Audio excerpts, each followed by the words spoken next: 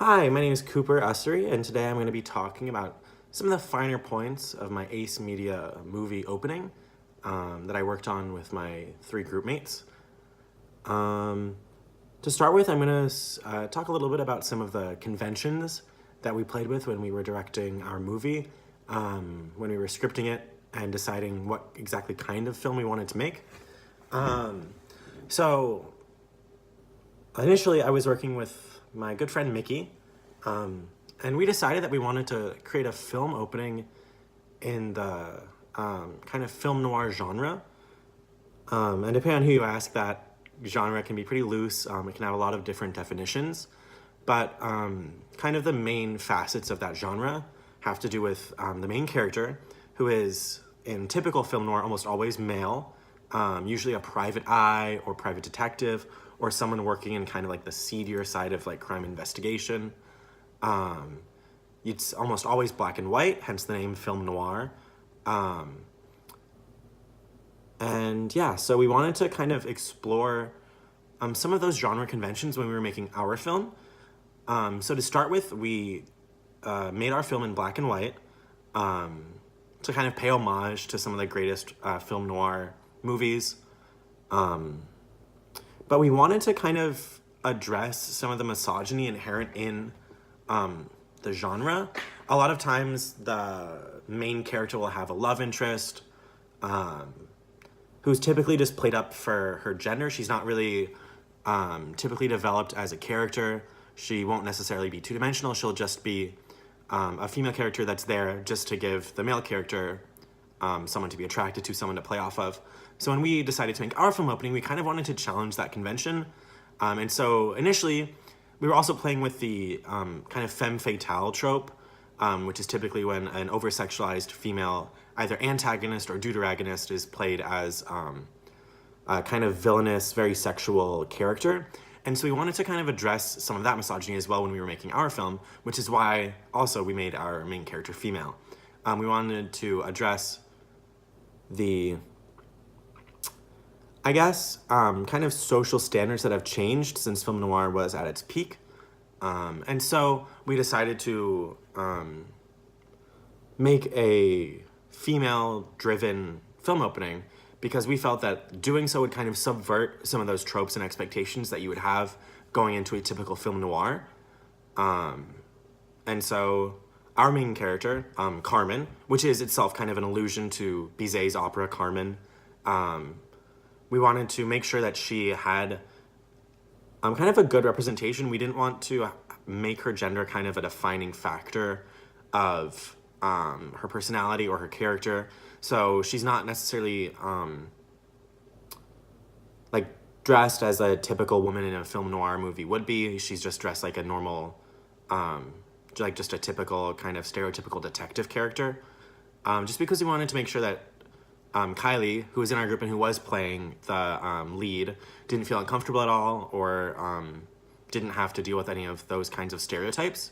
So in doing so, I think that we managed to pretty heavily challenge some of the typical conventions of film noir. Additionally, our product kind of, in doing so, subverts some of the audience expectations. Because as I was saying earlier, you would typically expect a male character to be the lead of a film noir, but our character is obviously not male, and so it kind of subverts audience expectations. They're kind of surprised when they go into it, which then forces them to sort of analyze their own expectations, what they expect to see out of a kind of detective movie. And as for how we distribute it as a real media text, I suppose depends. It's kind of a typical film opener for like a feature-length movie. So that's probably how it would be distributed. And all of the members of my group definitely developed a lot through our production skills. Before we had done this, none of us had really ever had any experience with any kind of video editing or anything like that. Personally, I had a little bit of experience with photo editing. I had gotten certified in Photoshop a few years back, and so I kind of vaguely remembered how to do stuff like that. And so some of those skills did manage to transfer over to the actual video editing process. And although I personally didn't do the bulk of the video editing in our film opening, I was able to contribute some of my skills that I did manage to pick up. And I additionally acted as sort of a cinematographer, I suppose, although we didn't have such defined roles when we were actually filming it. I was kind of in charge of actually getting the shots. And that definitely improved my skill as well, because before I had only ever really done kind of brief still photography, but being able to actually perform as like a filmographer really developed my skills with a camera. And I'm a lot more comfortable now than I had been in the past. I can actually use a camera now. Like, I understand what all the settings are. I know how to work like a professional DSLR, what to set the ISO to and stuff like that. So it's just kind of a definite bump up in expertise.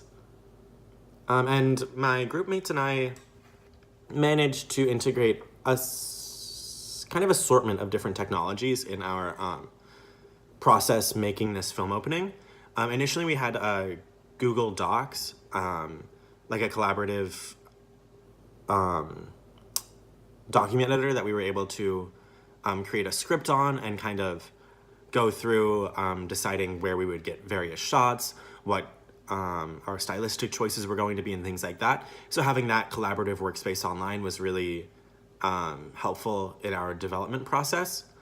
Software, we were able to integrate some newer video editing software, and hardware. We were able to integrate our different cameras. We had 2 different DSLRs with different lenses and set at different apertures that we switched between when I was filming our opening. So in that way, we were able to integrate some different hardware. And initially, we did have to deal with a few challenges during the actual filming process.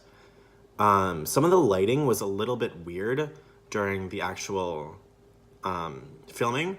So we had to kind of improvise kind of jury-rigged lighting setup. At one point in the elevator shot, we had to kind of get a reflective paper with a light setup behind it so that we could actually get a good amount of light in the elevator as it's like opening and closing, so that it wasn't just pitch black, and so that our cameras could actually focus in it.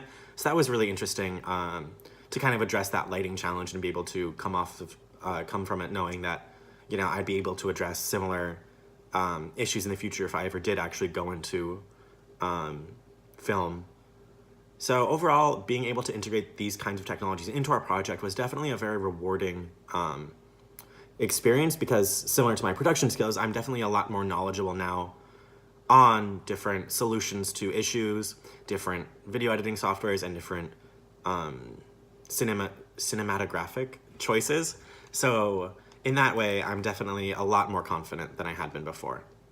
Overall, my year so far not over yet, although we do only have about 2 weeks left, my year so far in media studies has been a very, very illuminating experience for me, and being able to have this blog and have a year's backlog of my development and progress in this subject has been kind of a cool memento to have, and being able to actually visibly see my progress as both a writer, a filmographer, and a film analyst has really been cool.